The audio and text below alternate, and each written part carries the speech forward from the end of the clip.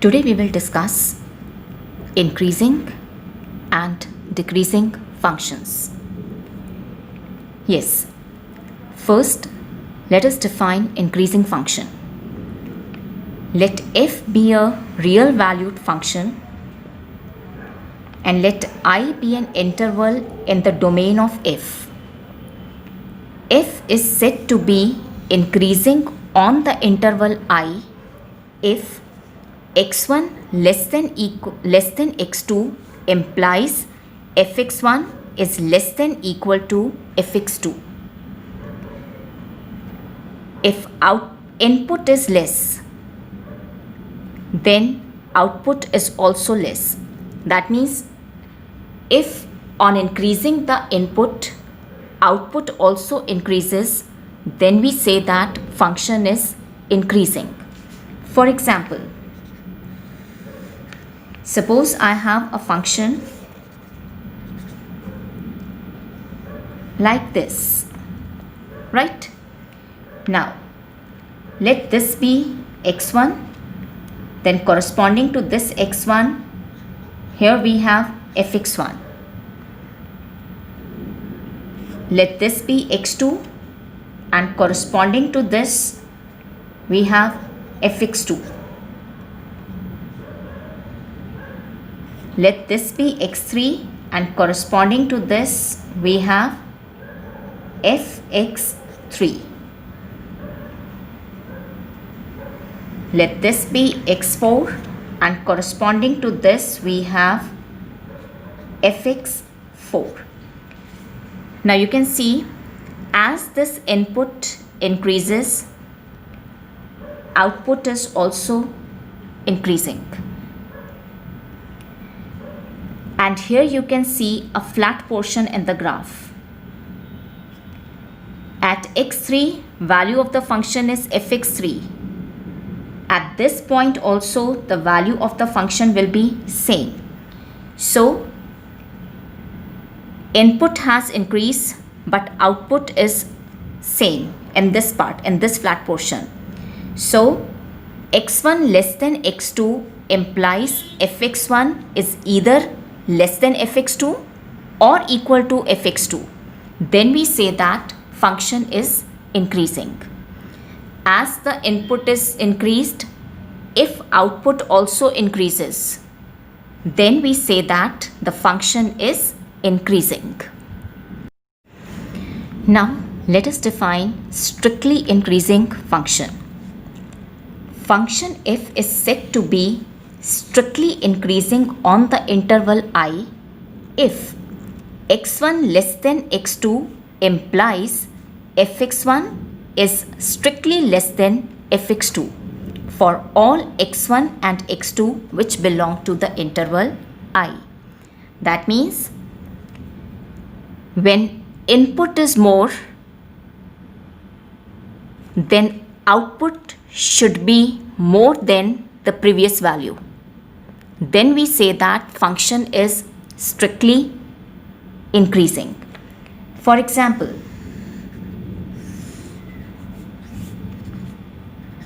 suppose we have the graph of the function like this.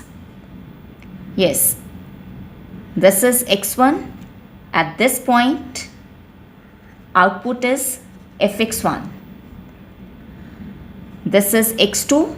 At this point, output is fx2.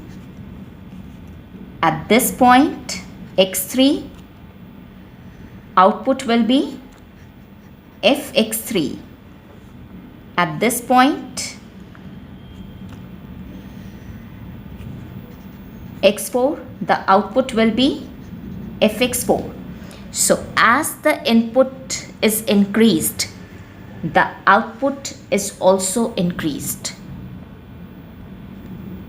And in this case, we say that function f is strictly increasing. Yes.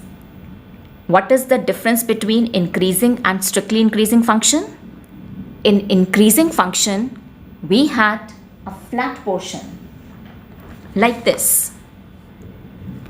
Here in this part, though the input is increasing, the output is same. That means if x1 is less than x2, then fx1 is either less than fx2 or it may be equal to fx2. Then we say that function is increasing. But in case of strictly increasing function, you can see there is no flat portion in the graph. That means if input is increased, then output should also increase. If x2 is less than x3, then fx2 should also be strictly less than fx3. Then we say that function is strictly increasing. Now let us define the decreasing function. Function f is said to be decreasing on the interval I if x1 less than x2 implies fx1 is greater than or equal to fx2 for all x1 and x2 which belong to I. It means that on increasing the input, if the output decreases, then we say that function is decreasing. Suppose we have a function whose graph is given like this, right? Yes, this is the point x1 and corresponding to this is the output fx1. Now the input is increased. I reach here at the point x2 and you can see the output is fx2. Input is further increased. I reach at this point and here output is same as fx2. When input is x4, the output is fx4. Now you can see as the input is increased, output is decreasing, right? And as there is a flat portion, means I have increased the input but output is same at x2 and x3. So here we say that f is decreasing on I but not strictly decreasing, right? Because of this flat portion. So decreasing function means x1 less than x2 implies fx1 is greater than or equal to fx2. When input is increased, output is decreased. Yes. Now similarly, f is said to be strictly decreasing on I if x1 less than x2 implies fx1 is strictly greater than fx2 for all x1 and x2 which belong to I. Yes, here input x2 is more than the input x1, but output at x2 is fx2 which is less than the output at x1, right? So the function in this case will be strictly decreasing. Yes, suppose we have a graph of a function given like this. Yes, at this point x1, output is fx1. At this point x2, output will be here fx2. At this point x3, output will be this fx3. Now as the input is increasing, you can see output is decreasing and there is no flat portion like this in the graph as in the previous case. So here function is strictly decreasing. Yes, now let us take one result. Let f be a continuous function on the closed interval a comma b and differentiable on the open interval a comma b. Then f is strictly increasing on the interval a comma b if f dash x is greater than 0 for all x which belong to a comma b, and f is strictly decreasing on a comma b if f dash x is less than 0 for all x which belong to the open interval a comma b.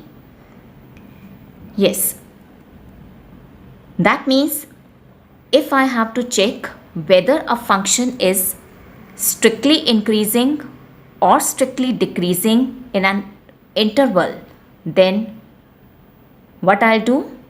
I'll check the sign of the derivative in that interval.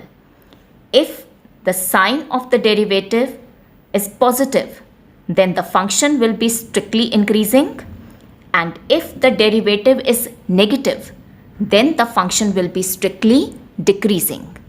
For example, I have a function fx is equal to 3x plus 17. Being a polynomial function, it is continuous everywhere and it is differentiable everywhere. I compute its derivative, that is f dash x is 3. Now you can see derivative is 3, which is greater than 0 for all x which belong to the set of reals. So the sign of the derivative is positive. So by this result, fx is strictly increasing on R. Right? Yes. Now let's take one question. Find the intervals in which fx equals to 10 minus 6x minus 2x square is strictly increasing or strictly decreasing. I have to find out the intervals in which this function is strictly increasing and strictly decreasing, right? Yes, fx is equal to 10 minus 6x minus 2x square. Domain of the function is R, the set of all reals. Yes, in order to determine whether the function is strictly increasing or strictly decreasing, I need to check the sign of the derivative. So first I'll compute the derivative of the function, that is f dash x. F dash x will be equal to minus 6 minus 4x, right? This is the derivative of the function. Yes, now we will find the turning points of the function.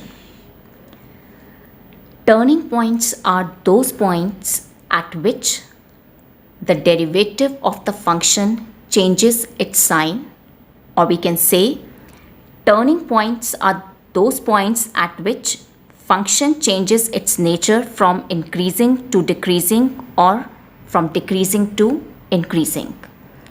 Now look here. Suppose I have a function whose graph is like this, right? Yes, this is the point, say C. Now you can see that in this part, the function is increasing, right? Because as the input is increasing, output is also increasing, right?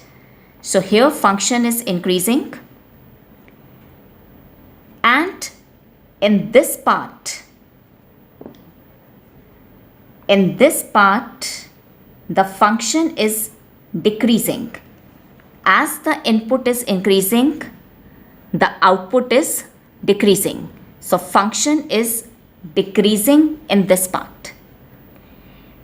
Now at this point, if I draw a tangent, this tangent is parallel to x-axis.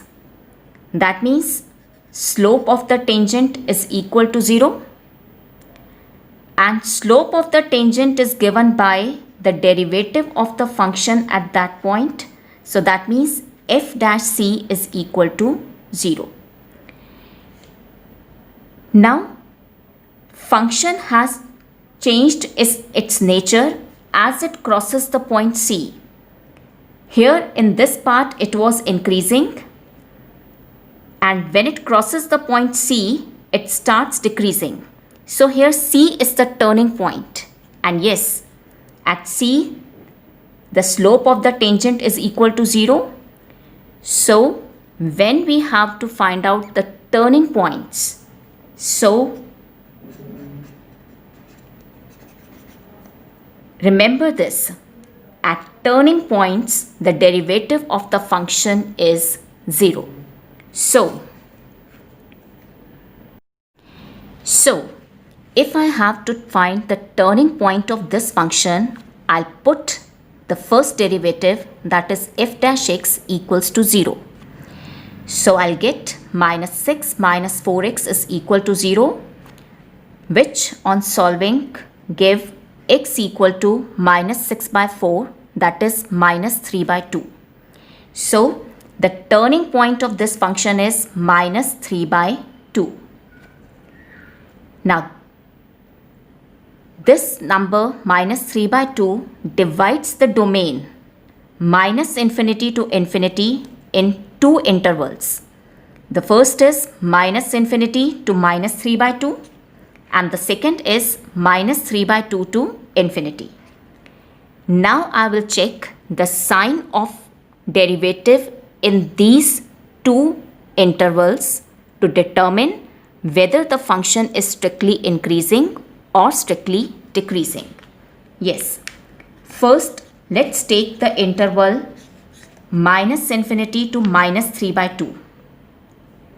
I have to check the sign of the derivative, that is f dash x. Yes, take any point, any number which lies in this interval. Suppose I take x equal to minus 2. Definitely minus 2 will lie in this interval. So f dash minus 2, value of the derivative at this point will be minus 6 plus 8, which is 2.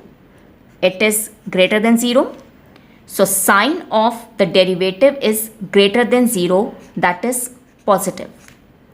So when derivative is positive, what is the nature of the function? Yes, it will be strictly increasing. So in this interval, the function is strictly increasing, right? Yes. Now let's check the sign of the derivative in this interval. So now the interval is minus 3 by 2 to infinity. I have to check the sign of the derivative, right? So take any point in this interval. Suppose I take x equal to 0. Definitely 0 lie in this interval. So f dash 0 will be minus 6, less than 0. So here f dash x in this interval is less than 0, that is negative. And when the sign of derivative is negative, then the function will be strictly decreasing. So in this part, function is strictly decreasing, right? Let's take another question. Find the intervals in which the function fx given by this is strictly increasing or strictly decreasing. I have to find out the intervals in which the function is strictly increasing or strictly decreasing. Yes, we know that nature of the function, that is whether the function is strictly increasing or strictly decreasing, is decided on the basis of the sign of the derivative. So first I'll compute the derivative of the function f dash x. Yes, it will be minus 6x square minus 18x minus 12. And it can be written as minus 6. I have taken the common factor into x square plus 3x plus 2. Yes. Now you can see fx was the polynomial function. So it was continuous. And it will be differentiable. And yes, you can see f dash x exists for all x. So function is continuous and differentiable, right? In order to find out the turning points, that is the points at which the derivative changes its sign, I'll put f dash x is equal to 0. So I'll get minus 6 into x square plus 3x plus 2 equals to 0. Split the middle term to get the factors. I'll get minus 6 into x plus 2 into x plus 1 equals to 0. So x will be equal to minus 2 and x is equal to minus 1. So there are two turning points of the function minus 2 and minus 1. Now minus infinity to infinity was the domain of the function. Minus 2, one of the turning points, and then minus 1. So these two turning points have divided the domain in three intervals. Minus infinity to minus 2, minus 2 to minus 1, and minus 1 to infinity. Now I'll check the sign of the derivative in these three intervals. Yes, so let's take the first interval minus infinity to minus 2. I have to check the sign of the derivative. Yes, derivative was this. In the factored form, it is minus 6 x plus 2 into x plus 1. This is the factored form of the derivative, right? Now, first interval is minus infinity to minus 2. I have to check the sign of the derivative in this interval. So take any point which lie in this interval. Yes, suppose I take x equal to minus 3. Definitely minus 3 lies in this interval. So f dash minus 3 will be minus 6 minus 3 plus 2 minus 3 plus 1. Yes, this is negative. Here the answer will be negative, and here the answer will be negative. So negative into negative into negative will be negative. So in this interval, the sign of the derivative is negative. So the function will be strictly decreasing. Right? So in this interval, function is decreasing. Yes. Now let's take the second interval, minus 2 to minus 1. I have to check the sign of the derivative in this interval. Take any point which lies in this interval. Suppose I take x equals to negative 1.5. Now f dash negative 1.5 will be minus 6, replace x with negative 1.5. Right? So this is negative. Here answer will be positive, 2 minus 1.5, and here it will be negative. So two negatives when multiply will give you the positive result. So here in this part, derivative is positive. So function will be strictly increasing. Right? Now let's take the third interval, minus 1 to infinity. F dash x is minus 6, x plus 2, x plus 1. I have to check the sign of the derivative in this interval. So take any point which lies in this interval. Suppose I take x equals to 0. So f dash 0 will be minus 6, replace x with 0. Yes, this is negative, this is positive, and this result will be positive. So negative into positive will give you negative result.